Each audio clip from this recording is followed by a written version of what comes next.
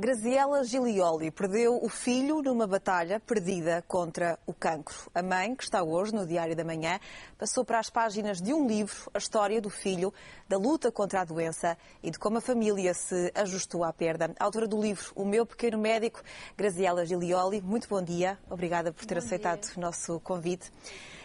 No livro diz que a morte do seu filho foi sentida de forma silenciosa e quieta. Como é que uma mãe aceita ver um filho partir cedo demais? Bem, eu não sei se aceitar é a palavra certa, mas na verdade o meu filho era uma criança muito alegre, muito divertida e uma criança que me ajudou muito a ser uma mãe. Então, eu me lembro que no dia que ele faleceu no hospital, né? Quando eu digo que foi uma morte lenta, foi porque ele teve um cancro na glândula suprarrenal esquerda, mas numa certa altura isso se transformou numa metástase. Então se criou um novo tumor perto do pulmão. Então a respiração dele passou a ser muito suave, muito lenta e quase inaudível. E a última vez que ele deu um último respiro foi muito levinho e por isso que eu digo suave. Aí eu cheguei pertinho dele assim e falei, Alê, ele chamava Alexandre, mas a gente chamava ele de Alê. Eu falei, Alê, a mamãe tá aqui. E aí é como se num passe de mágica ele parou de respirar. É como se ele tivesse me ouvido. E aí, sem responder, né, uma despedida silenciosa. Quer dizer, a doença do meu filho foi uma doença muito violenta, uma coisa muito... Que idade é que tinha o Alexandre? Muito sofrida. Ele tinha 12 anos quando o primeiro sinal da doença se manifestou. E apareceu de uma maneira muito assim, sui generis. Meus filhos tinham uma equipe de kart, porque eu tive 2 filhos, agora eu tenho o Marcelo. Então eles tinham uma equipe de kart e quando terminou a corrida... Eles até estavam numa posição boa, chegaram entre os 3 primeiros. E eu vi que o caçula não estava feliz. Eu falei, mas Ali, vocês ganharam a prova. Ele falou, não é isso, mãe, é que eu estou com uma dor nas costas que está me incomodando. E aí eu achei que era porque os karts são duros, não tem, né, é tudo de madeira. Pouco confortáveis. Eu falei, Alexandre, lógico, você ficou 1 hora correndo. Ele falou, não, mãe, é uma dor diferente. Aí ele foi no banheiro do cartódromo, quando voltou ele falou assim, que ele não estava se sentindo muito bem porque ele tinha urinado um pouquinho de sangue. Então, esse foi o primeiro sinal. E aí, quer dizer, então eu quero contar isso porque desde que ele nasceu até os 12 anos, ele nunca teve absolutamente nada. Era uma criança muito saudável. Muito saudável. Então a surpresa de repente você ter um diagnóstico de cancro, a surpresa é gigantesca, tanto que o pediatra dele, que foi pediatra dele desde que ele nasceu, ele mudava o antibiótico porque ele diagnosticou, numa primeira vez, como uma infecção urinária, porque ele conhecia meu filho desde que nasceu. E o quadro clínico não combinava com as imagens da ultrassonografia. E, então, mesmo assim, é uma fase surpresa. Inicial, é uma os surpresa. médicos não queriam acreditar que era cancro. Incrível, uma coisa assim inexplicável. No prefácio do livro, escrito por Nuno Lobo Antunes, ele diz que é nestes momentos em que uma criança morre que se põe em causa o sentido da vida ou a existência de um Deus bondoso. Não sei se a Graziella é crente, mas sentiu-se revoltada quando soube que o seu filho, tão jovem, tão saudável até aos 12 anos, tinha um cancro. Não, eu não fiquei revoltada. Na verdade, eu tenho muito orgulho de ter sido a mãe do Alexandre. Porque realmente ele me ajuda a ser uma pessoa melhor. Agora, é difícil porque eu sinto muitas saudades dele até hoje. Em agosto vai fazer 7 anos que ele faleceu, mas para mim é como se fosse ontem. Então, assim, essas palavras de revolta, de raiva, de uma certa indignação com a vida, não, eu nunca tive.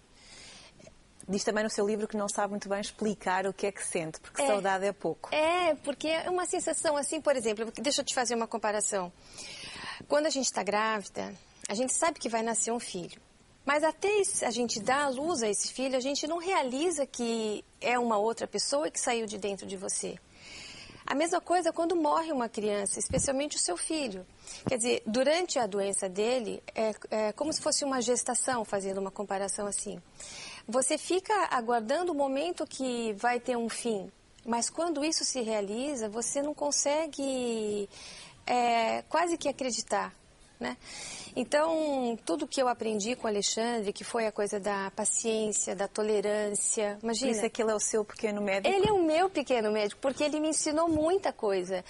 Eu estudei sociologia, administração de marketing, fiz MBA de um monte de coisas, mas tudo que eu aprendi com o Alexandre nesses 20 meses de hospital não se compara com todos esses anos de estudo que eu tive.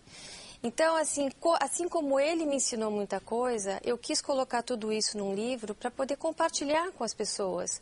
Porque realmente foi uma vivência duríssima, uma tristeza enorme, uma saudade que, como eu escrevo no livro, por uma falta de outra expressão é a palavra que a gente usa, mas de fato é muito maior do que isso, muito maior que saudades.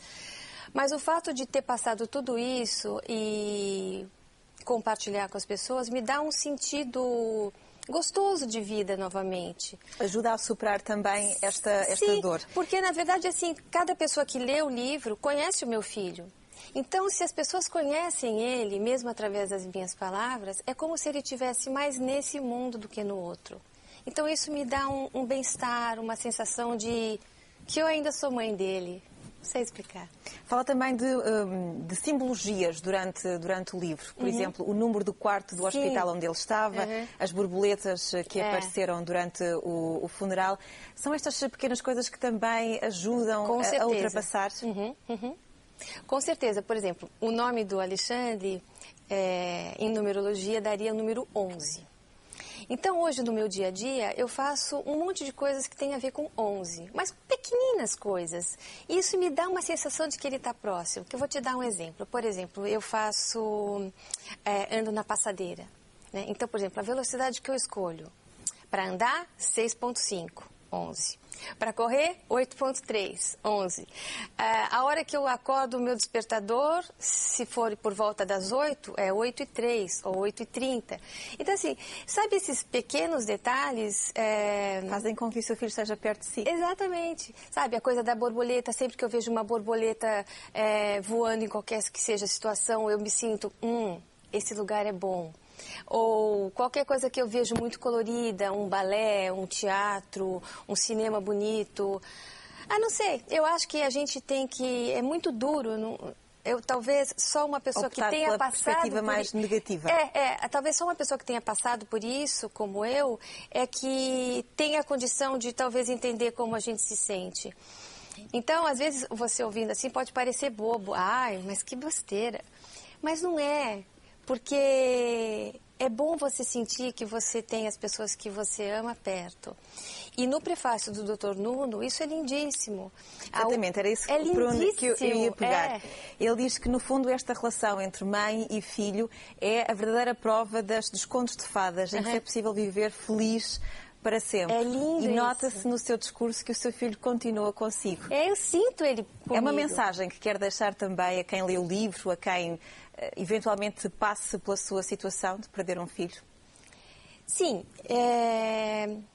Se for uma situação parecida com a minha, de uma doença longa, eu poderia dizer que não economize os beijos, os abraços, as conversas, fique acordado a noite inteira e aproveitar a parte boa da doença, que é a intimidade, que é a cumplicidade e que é realmente você conhecer o seu filho de uma maneira muito intensa e muito profunda.